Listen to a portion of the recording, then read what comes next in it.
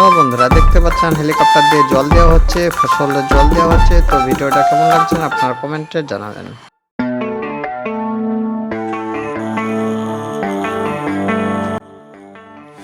বেলুনটা তীরের আগায় পড়ছে, তো বেলুনটা ফাটবে কি ফাটবে না কমেন্টে জানাবেন।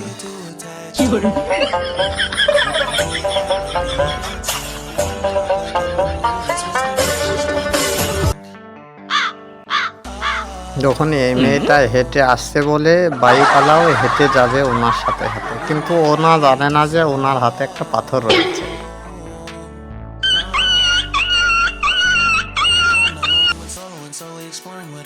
দেখুন, এই ব্যক্তিটি একটা ইটের উপরে গেলে কেমিক্যাল ঢালছে যাতে জলটা আটকে রাখে, ওর উপরে গেলে জল দিয়ে মাছের চাষ করবে। আপনারা ভিডিওটা দেখুন।